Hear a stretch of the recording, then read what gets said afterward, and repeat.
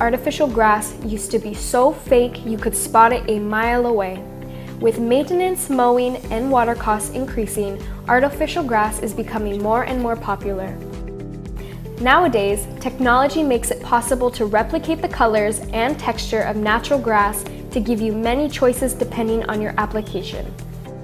With GT Turfworks, we carry different profiles for sports areas, long grass, putting greens, and activity areas that are all pet-friendly. Each one designed specifically for the purpose you have in mind. Characteristics such as thickness, color, pile height, and strand design make it easier for you to choose. Bestsellers such as Zoysia, Bermuda, Fescue, and Rye are often mistaken for the real thing, and once it's installed, you will understand why. Installing your artificial grass is as easy as laying a mat on the floor. The subgrade can be the existing floor line, plain concrete, or just garden soil underneath. Take care to make sure that it has a runoff where the water from the rain will flow to. Once these are settled, just lay the grass on the ground. To fasten the grass, you use either epoxy or add a layer of silica sand on top to weigh it down.